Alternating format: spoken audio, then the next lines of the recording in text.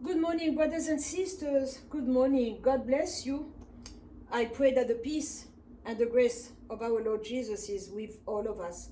We really need it. We really do. We are almost there at the end of the year, and I give him all the glory and all the honor. He deserves it because he's a good father, he's a good God. And having said that, I would like, I am taking classes right now. The Holy Spirit is teaching me things. Is the best teacher that you can ever hope for. And he's showing me things about the strange fire that we are offering him, the strange fire that we are giving him. So I'm going to talk about, we just finished Christmas. 12 years ago, I was in real battle. I was really fighting for my life and my mind. I was almost, when you're like, okay, Lord, this is it. I'm going to go crazy. And so I was fasting. And that night, I had a dream. In my dream, I was sleeping. And in the dream, the Holy Spirit woke me up. He said, go. I went to the window and I was spying between the blinds and I was hiding. I didn't want to be seen. And I saw two men talking. And they were talking about me.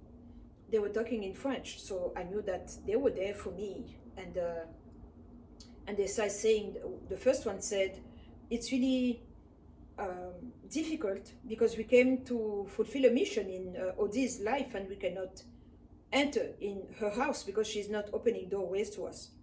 She's not opening doors. And the other one said, yes, it's very hard, but what we could do is Christmas is coming. We are going to talk to we are going to use the son because he's young, he's small, and he's going to ask for a tree. And then because the Christmas tree is our a symbol, and we can come in that way. It's going to be, the way he said it, it was like a Trojan horse, that they will come through the tree inside of my house and my life. So the Holy Spirit told me, did you hear that? I said, yes, I did. And I woke up from the dream. I sat and he gave me a crash course on the origin of Christmas. How in ancient Egypt they were using the tree, evergreen. It took me to Scandinavia with the mistletoe, and he took me back in Jeremiah 4:10, where they talk about fathers going, gathering, bringing the tree inside of the house, fastening it with nails, and adorn it with shiny, glittery things, and the mothers baking cakes for the Queen of Heaven.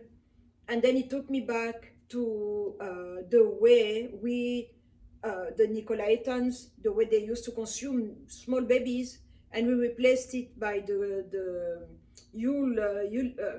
the log on the table. He gave me a crash course from Christmas. After that, he told me about Easter with those eggs and the bunnies, and then Saint Valentine. Why? What is the meaning behind Valentine? Actually, I dare say that every holiday that men created or that men celebrate are not godly. And we have God's calendar in the Bible given to Moses in the Pentateuch when he wrote. That calendar is what God intended. And then we have the Gregorian calendar that tells us that we are in the year 2021. They are not together. I mean, together. They are compatible. The dates and years are not the same. So we are in the year 2021 according to the Gregorian calendar, but according to God's calendar, we are in the year 1558. Anyway, 5,000 something. And so that's where we are. But the thing is, we, the church, there are many pastors that I follow on Instagram and on Twitter and what have you, Parler, and the way they had trees and in the ministries, in the office or in their homes, oh, it was shocking to me. You have don't get me wrong, I'm an interior designer. I know how to decorate a tree. I used to do that with my mom. I am very good. I'm gifted. I'm gifted. Um, but now that I know the truth, each time that I see a tree, I feel something not positive. So seeing pastors, men of God that I really esteemed and liked and followed, having trees, celebrating, with a tree that must have cost, like, you need a budget just for the tree and the adornment. Um, it's shocking to me. Some of them are like two, three trees. I mean, a white one, a green one, and then a mixed one, what have you. And then I remembered how hard it was for me to part ways with Christmas. When that Sunday, it was a Sunday, I remember vividly, I told my son that we are not going to celebrate Christmas anymore. He told me why, and he started crying. Of course, he was 8 years old.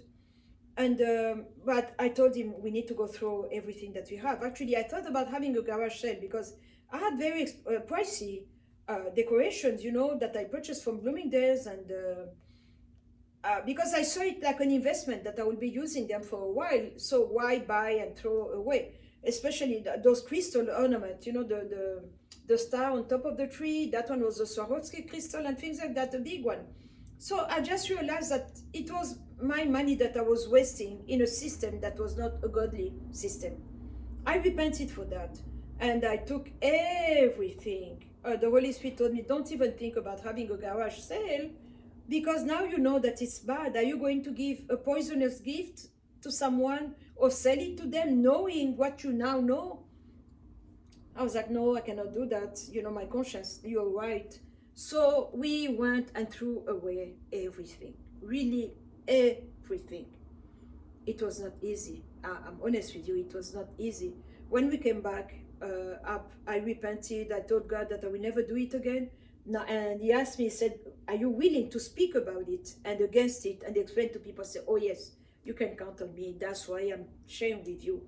And then, so we prayed, and I asked him to give me the strength so that I will not go back to it. When you go out in the malls, you see all those decorations and this and that. As I seen that it was a programming, that it's a mind programming, and it keeps you in a certain place, and it's very hard to leave. Because personally, I had a very good childhood. My parents were the best, and I remember the anticipation. We didn't sleep that night, and we were Catholic, so we will wait for Santa, the letters, and then a glass of milk and cookie, and we are waiting for him to come. And then when he comes, we start opening the gift, and that excitement. We didn't sleep much, and we were tired. When you're a child, they allow you to stay past your time and all that. So I had good memories of Christmas, but knowing now what I knew, what I was being exposed to, it was like someone was slapping me in the face. So I told my son that Santa doesn't exist. It's a pigment, it's a lie. I told him the truth, and that parents are the one purchasing the gift, because I understood that by keeping kids in that lie, because they tell us, you better watch out, Santa is coming to town, he sees you when sleeping, he knows what you've been good or naughty, and he knows that. So we want to make him look like he's omnipotent, omnipresent, and omniscient, which is not. So when you put a seed in a mind, and then now you come and you tell them about God, the Holy Spirit, and the Savior of the world, the Redeemer of the world, there is a competition, because my mind is already occupied by someone else. That's how I saw it. So I prayed, and I explained to my son everything. And so every Christmas, what I used to do is go the first week, the first day or whatever, as soon as they start the sales, I will buy him what he wants and give it to him right away. I will not wrap it in that nice glittery paper, just give it to him. And that's how we've been doing for the past 12 years. But I saw the freedom in my mind. I've been set free. I've been set free. So all the holidays that men do are not godly. They are not good. They are not of God, and they worship so many gods. And then that 25th, December 25th, is a very important day, because On the 21st, you have the winter solstice, and that's where they need to sacrifice and do bad, despicable things. And you have so many gods, male, that were born on the 25th of a virgin, and no man gave his genetic material for the pregnancy. So those are parallel stories that are running, that comes from the pits of hell, that are running with the story of Christ. And according to my research, Christ was born in September. Passover is that season. And because when you read the four Gospels, the nativity scenes, the way they're explaining in the four Gospels, the angels appeared to the shepherds that were attending to their sheep. They were sleeping outside. And in December, it's too cold to have your livestock outside. And so that's only one of element. And then where Mary and Joseph had the baby, they didn't have a tree, they didn't have all those wreath and all that. And then we need to keep in mind Jeremiah 4:10, we need to keep in mind all that. So I decided not to celebrate Christmas anymore. My ministry, among other things, I have the prophetic and spiritual strategic warfare. I don't want to bring in a strange fire. I want to give him what is due to him. He is the King of Kings and the Lord of Lords. I celebrate Christ every day, because when I pray for a disease, there is a healing, I praise him. I see the finished work of the cross. When there is I'm bound or under spiritual attack and he delivers me, I see his power. So I give him glory every day. And his mom and the disciple knew how to read and write. Nowhere do we see that they celebrate his birthday with him or after him, after his passing, after the finished work of the cross. And but he said, do this in remembrance of me. So that I do every day, because I remember him every day. I connect to him every day, because the quality of demons that we have right now, as it was in, we went back, we are full circle, we've come full circle. So I do communion every day, that I do, and sometimes twice per day, according to the leading of the Spirit. And it's not a ritual, it's I'm reconnecting to him. Okay, that's my choice. I'm not forcing you, I'm just sharing with you, so that you know. Because I saw that the more I let go of the world, because I don't want to please many gods, many lords. I don't want to lift up my skirt to many gods. My mind is clear, my mind is sharper, I feel better. I have more energy now that I used to do when I was 18.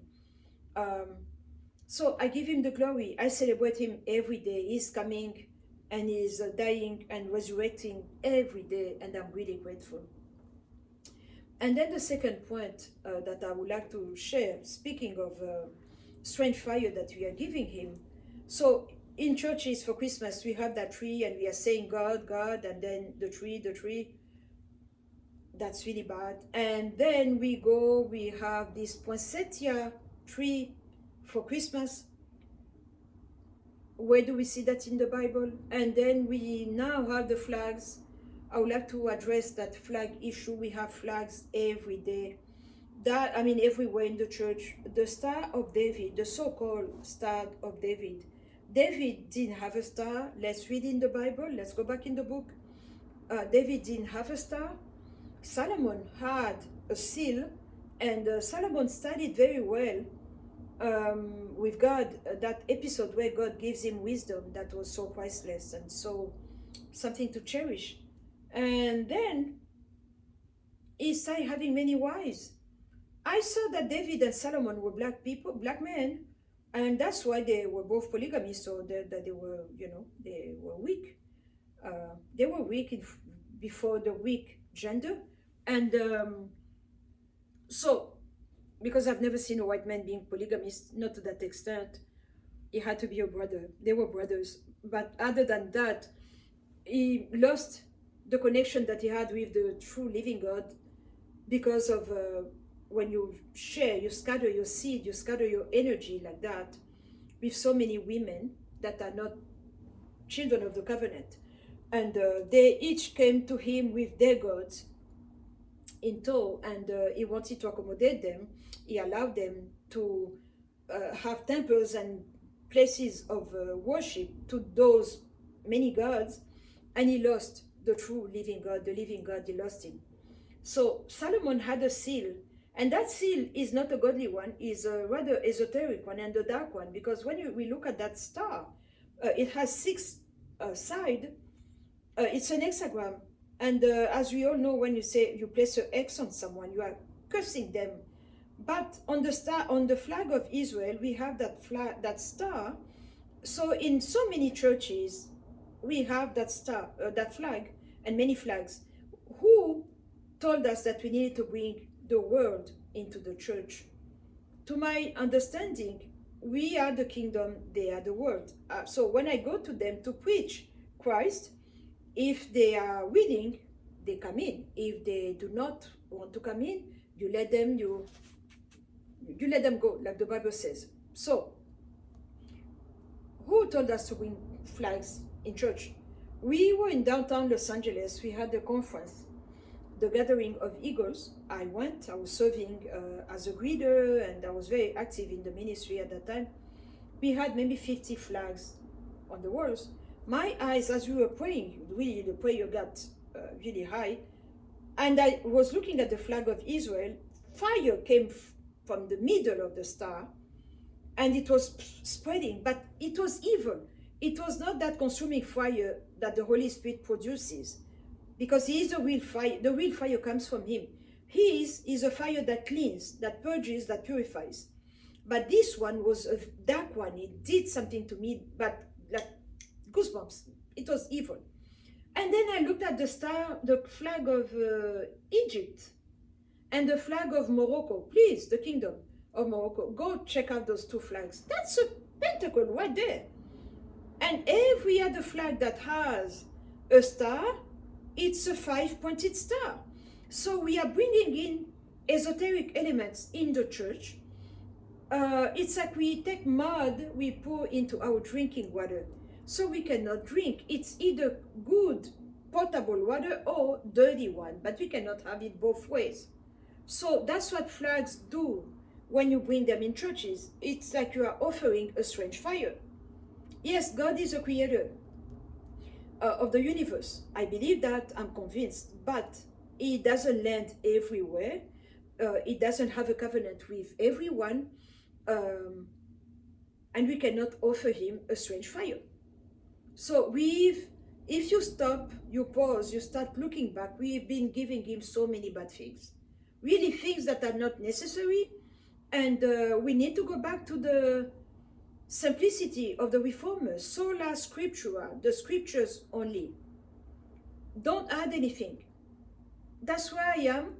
And because I see mad people coming in church, they worship, they sing, they dance, they sweat, and they go back, they're just as mad.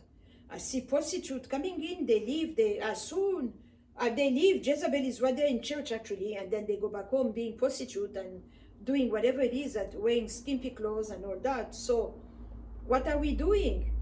Where are the Pauls of today? Paul didn't meet Christ. He didn't see him when Christ was alive. He met him after the resurrection. What Paul offered to people, the clothes, the handkerchief taken from his tunic, healed the mad, healed the sick. What Peter did, his very shadow was healing people. How come we don't have those kind of Christians anymore? When was the last time you opened the eye of a blind? When was the last time that a deaf person was able to hear after your prayer? When? There's so many questions. So either the word is true or... But I know the word to be true. But we are carrying so many things. Who are we trying to please? The world or the King of Kings? That's where we are. That's the state of the church. So we've been giving a strange fire. I decided that I'm not, and I've made up my mind, and I'm doing well actually. I'm doing very well, to the point that when it gives me when I see something, I'm like, how come I never heard anyone talking about it? But how can you receive this kind of experience if you are carrying so many things? If you are decorating and trees and talking to gods coming from trees and mistletoes and this and that, you go back, you take that star and you insert it in your midst, and it's terrible things that we've been doing. So now I understand why we are an important church. Now I understand why things are the way that they are. But you see, we've reached a place where either you have God or you don't. And these kind of enemies that are coming, and these things that we are hearing, things that they are telling us, you need to cover your mouth, you need to do this, you need to do that. We've reached a place where the truth, nothing but the truth. So help me God. That's where we are. And excuse me.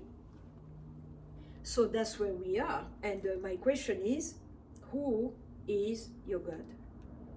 What kind of fire are you giving him? I know. About me, I know. But I'm just throwing out questions at you. So you decide and make up your mind. And God bless you. Amen.